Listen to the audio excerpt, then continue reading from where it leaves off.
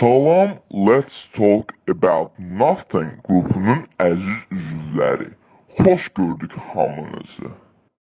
Bilirəm, bazar günüdür, bugün dincəlməkdən beyniniz qızqırıb əməlli başdı.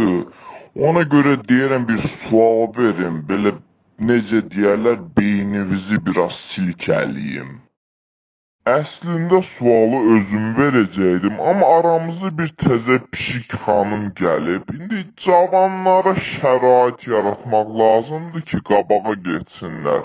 Qoy sualı bu pişik xanım versin. Hə, buyur, ay məstan pişik. Soruş görün sualını.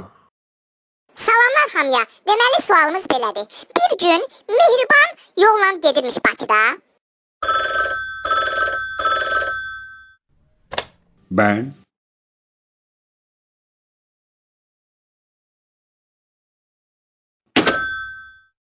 Ay pişik, sən təzəsən, sənin başın çıxmır belə işlərdən. Bu adları dəyişdir, yuxarıdan xəbərdarlıq elədilər, adları dəyişdir. Əslində mən başqa Mehribanı demişdim, amma eyb yoxdur, dəyişirəm. Deməli bir gün Tağı müəllim Bakıda yolla gedirmiş, elə metrodan çıxan kimi köhnə bir dostu Hacıbalaya rast gəlir. Elə salamlaşandan sonra Tağı müəllim soruşur ki, ay Hacıbala, eşitmişəm sənin 3 dənə qızın var. Bu qızların neçə yaşındadır? Hacıbala da qayıdır deyir, Tağı müəllim, bax mənim qızlarımın yaşını bir-birinə vuranda sənin oğlunun yaşı, yəni 36 eləyir.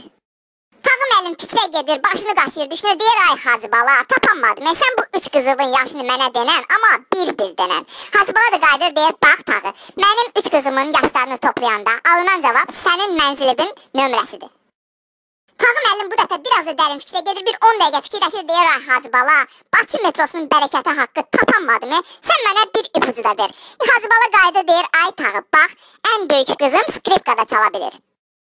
Hacıbala bu son cümləni deyən kimi Tağı müəllim qayıdır, deyir, hə, bax bu başqa məsələ. İndi bildim qızların neçə yaşındadır. Əziz dostlar, indi sualımız belədir. Hacıbalanın 3 qızının hərəsinin neçə yaşı var? Bu təzə pişik bizi zibilə salmasa yaxşıdır. Amma sualı eşitdiniz dostlar. Tapın görək.